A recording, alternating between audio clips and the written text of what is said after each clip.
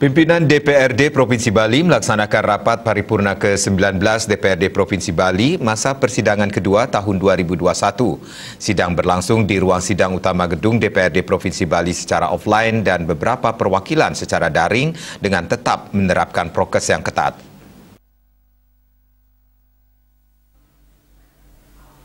Rapat paripurna tersebut dihadiri langsung oleh Gubernur Bali Wayan Koster dan Wakil Gubernur Bali Cokorda Oke Arte Ardana Sukawati, Ketua DPRD Bali Inyoman Adi Wiratama beserta anggota. Dua ranperda disetujui oleh Gubernur Bali, yakni Pertanggungjawaban APBD 2020 dan ranperda Penggabungan OPD.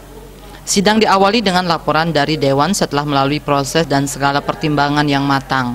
DPRD Provinsi Bali memberikan apresiasi setinggi-tingginya kepada Gubernur Koster dan mencermati secara bersama untuk memperbaiki cara kerja agar ke depan lebih baik dan memberikan perhatian khusus pada hal-hal yang mendesak dan penting.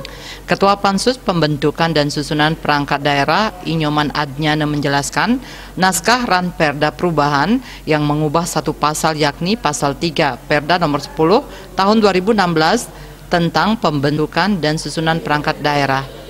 Perubahan pembentukan dan susunan perangkat daerah ini memang menjadi kewenangan daerah. Di akhir sidang, sambutan hangat dari Gubernur Bali Wayan Koster menutup rapat tersebut.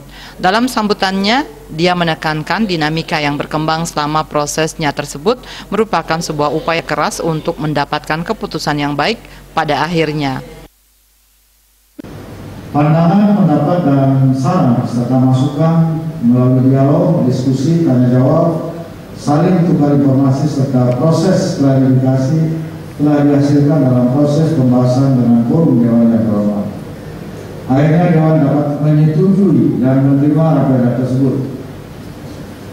Dinamika yang berkembang selama pembahasan merupakan bagian dari wujud komitmen pemerintah Provinsi Bali bersama DPRD untuk dapat menetapkan kebijakan yang mendukung peningkatan kinerja pemerintahan dalam mengoptimalisasikan tugas-tugas pemerintahan dan pembangunan, serta mewujudkan pelayanan dan pengabdian kita kepada masyarakat.